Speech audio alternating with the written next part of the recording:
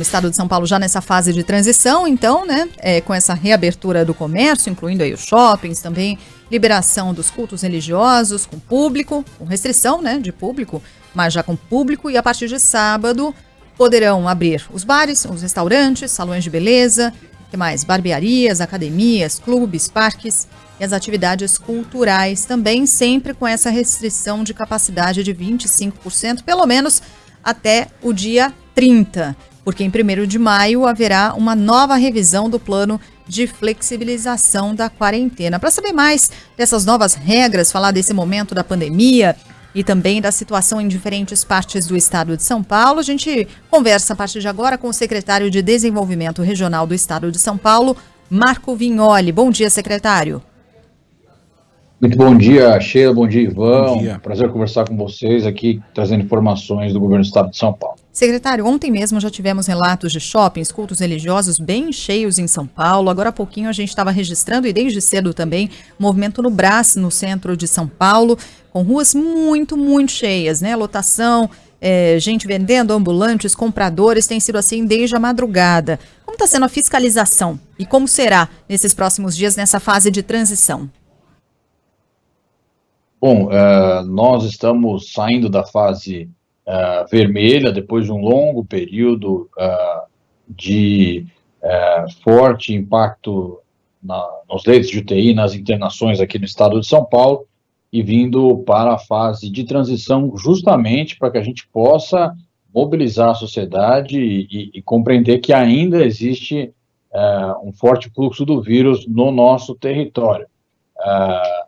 Colocando essa conscientização e a responsabilidade de todos sobre o período, nós teremos a fiscalização das prefeituras municipais, né, das vigilâncias sanitárias dos municípios de forma constante, o Estado apoiando com a vigilância sanitária estadual, o nosso PROCON, as nossas forças de segurança, mas também a própria sociedade, né, que pode e deve denunciar. Nós temos aí o nosso 0800 771 3341, e a mobilização da sociedade também nessa fiscalização é fundamental. Nós vamos seguindo tanto com a conscientização em uma ponta, quanto com as blitz aqui e as forças-tarefas de prefeituras e governo do estado de São Paulo para coibir esse tipo de situação.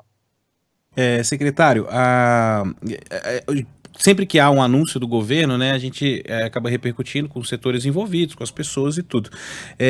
Eu queria saber, muitas vezes também o senhor acaba respondendo por outros setores, né, dentro do governo, mas enfim, eu queria saber sobre as repercussões. Por exemplo, restaurantes já disseram que vão fazer um pedido formal ao governo para não funcionar das 11 às 19, mas abrir, porque eles preferem, em vez de ficar abertos o dia inteiro, abrir no horário do almoço, abrir no horário do jantar. E uma outra questão que repercutiu bastante aqui foi o horário das academias, que é reduzido. E aí é uma discussão antiga já, né, desse momento da pandemia. Quer dizer, você reduz o horário, você não acaba aumentando o risco de que naqueles períodos você vai aglomerar mais gente ali, né, que vai concentrar mais o atendimento naqueles horários. Há alguma coisa que pode ser alterada até sábado em relação a essas medidas ou não, né? O governo vai manter aí da forma como foi apresentado no fim da semana passada? Bom, Ivan, nós vamos sempre dialogar com os setores e fazer a tratativa de forma responsável, criteriosa, com dois campos, né? Primeiro, o interesse econômico e o interesse da saúde em conjunto, né? Por que nós tomamos essas medidas, né? No que tange aos restaurantes, o intuito é justamente que eles não funcionem à noite, quando nós vimos aglomerações, enfim, em torno até mesmo por conta do consumo de bebidas alcoólicas, e em torno disso, esse horário colocado é para que em um primeiro momento, nesse primeiro passo de reabertura, nós possamos com cautela fazer o horário do almoço, seguir esse período da tarde e que a gente possa ir estabelecendo o retorno gradualmente. Portanto, essa foi a regra colocada. No que tange ao ponto das academias, qual que foi o regramento estabelecido desde o início? Existe uma capacidade máxima permitida de pessoas nesses estabelecimentos. Portanto, num período menor, você terá menos gente do que num período maior, tendo em vista a obrigatoriedade de cumprir essa capacidade máxima nas academias. Não teria essa razão de lotação máxima com um horário menor.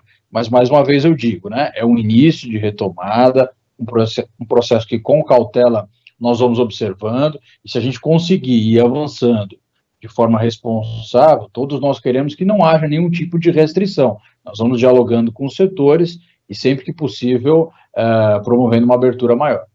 Secretário, eu me recordo aqui que na semana passada, aquele consórcio intermunicipal do ABC fez um pedido ao governo do estado para que aqueles municípios pudessem migrar para a fase laranja do Plano São Paulo, que efetivamente acabou não acontecendo, a gente entrou nessa fase de transição. Há um aspecto aí que me chama a atenção, que antes o Plano São Paulo de flexibilização olhava de maneira mais regionalizada para o estado de São Paulo, e desde a entrada na fase vermelha, fase emergencial, o estado como um todo tem sido tratado de maneira igual. A situação é a mesma no estado de São Paulo inteiro? Não há particularidades e, portanto, o Plano São Paulo poderia ter uma flexibilização a depender da região? Sheila, o que ocorreu é que, a partir dessa nova variante, o crescimento conjunto e a ocupação dos leitos de UTI em todo o estado de São Paulo se deu de maneira mais uniforme, né? E também está caindo de maneira mais uniforme. Mesmo que você tenha uma variação de 3, 4 pontos percentuais de uma região para outra, na prática o que se verifica é, de fato, uma uniformidade maior nesse período, né? A fase de transição é uma fase que preconiza ainda essas medidas tomadas de maneira conjunta, para que a gente possa preparar para um segundo momento, onde a regionalização poderá voltar, né? Portanto, nós estamos agindo de acordo com o que a pandemia vem apresentando em torno de números, né? Um impacto que se deu nesse mês de março em todo o estado de São Paulo, nenhuma região ficou abaixo de 90% na ocupação dos leitos de UTI, e agora, na regressão disso, nós estamos fazendo também de maneira uniforme, por entender essa constante, essa dinâmica na evolução da pandemia. Secretário, o senhor na apresentação, acho que foi o senhor, se não me engano, representou o ranking da vacinação, né, no estado, e algumas cidades chamam a atenção porque a gente recebe há muito tempo já, reclamação de ouvintes em relação ao processo de vacinação em algumas cidades, em relação aí, especificamente ao município, né? E Guarulhos aparece ali nas que menos aplicaram. Eu queria saber do senhor como é que anda, por que isso acontece, né? Por que as cidades estão mal colocadas nesse ranking da vacinação? Por que deixam de aplicar a vacinação? E se já foi sanado aquele problema de que muitos dos municípios não estavam preenchendo as informações no sistema, até mesmo para o governo poder se informar, né? Saber o que está sendo aplicado de fato, o que não está sendo aplicado em relação às vacinas. Tem muito prefeito ainda que deixa de preencher? Bom, Ivan, nós temos no estado de São Paulo a maior eficiência de todos os estados do Brasil na aplicação de vacinas. Esse índice chega a 84% nesse momento. É um índice impactante da agilidade que o nosso sistema de saúde tem durante todo o nosso território, mas alguns municípios têm uma dificuldade maior na sua rede. Nós trabalhamos o apoio a eles, e esse ranking vem também para que eles possam ter balizado com o restante do estado o estágio que eles estão. Nós fazemos um esforço enorme do ponto de vista logístico para a chegada de vacinas para esses municípios, e trabalhamos em conjunto a aplicação e também o registro no sistema Vacivida. Sábado nós tivemos um grande trabalho com a equipe, mobilizando as prefeituras, tanto para preenchimento do sistema, quanto para esse planejamento da vacinação, e esses índices têm melhorado dia após dia, mas vai ser uma mobilização constante dessa rede. Nós vamos atingindo idades inferiores, onde tem mais pessoa por faixa etária, né? Então, esse vai se tornando um desafio cada vez mais constante para os municípios aqui do estado de São Paulo, para vacinar de forma ágil e segura, colocando todas as informações necessárias no sistema Vacivida. Na semana passada, secretário, quando o estado ainda estava na fase emergencial, algumas cidades se anteciparam e iniciaram a flexibilização da quarentena, especialmente no litoral, Caraguá, São Sebastião, Ilhabela, no litoral norte.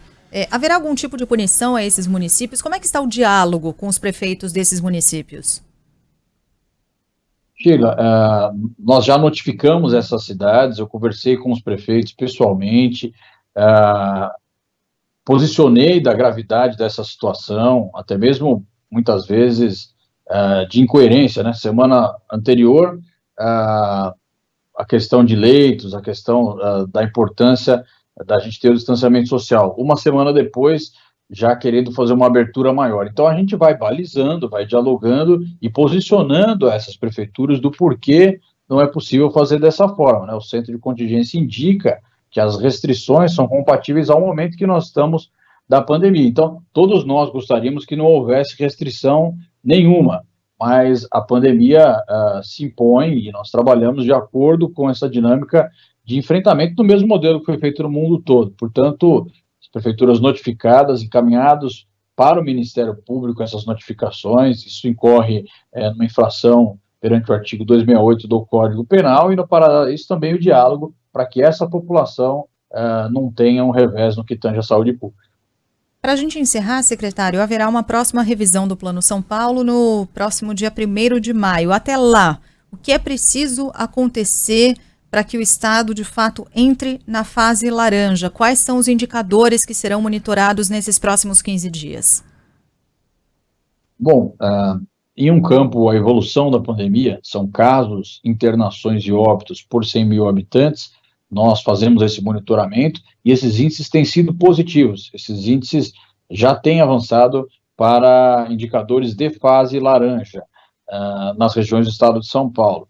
O campo que ainda é um desafio a ser superado é a ocupação dos leitos de UTI no estado de São Paulo. Então, eles têm que estar menores do que 80% para irem para a fase laranja, né? Algumas regiões estão um pouquinho acima, outras já estão ali dentro dessa faixa. A gente vai observar como vai chegar para a próxima atualização aqui do Plano São Paulo, que pode também, se o centro de contingência analisar, e sempre faz isso, ter implementado as novas regras, porque nós vivemos um novo momento da pandemia aqui no estado de São Paulo. Uhum. A gente tem acompanhado esses indicadores, né? Por exemplo, de internações, tem caído o número de internações, o percentual também de ocupação de leitos de UTI, mas o número de mortos ainda é muito alto, secretário. É mesmo o caso? Esse número não tem sido levado em consideração? Porque a gente, semana passada, bateu recorde em número de mortos na cidade de São Paulo, um recorde atrás de outro.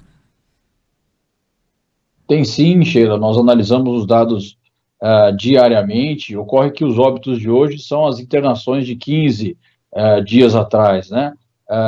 Talvez o indicador que determine o que acontece na pandemia de forma mais contundente no momento é o de internações, né? Nós observamos as internações e nós saímos de 13 mil pessoas internadas para cerca de 11, uma redução de 300, 350, até 400 pessoas por dia dentro do sistema de saúde. Então, esse arrefecimento desde o dia 28/3, então já tem um período que vem acontecendo, nós observamos a sequência, a consistência disso até poder trazer para a fase de transição, que é uma fase que ainda segura um pouco para não ir para a fase laranja, devido justamente a essa cautela, são observados. Então, nós esperamos também queda desses números de óbitos para os próximos dias e, sobretudo, uma queda bem contundente para o mês de maio. Secretário do Desenvolvimento Regional do Estado de São Paulo, Marco Violi, conversou conosco aqui no Band News São Paulo. Secretário, obrigado, viu? Um bom trabalho. Eu que agradeço, um abraço a vocês. Obrigada, bom dia. Agora são 10h22.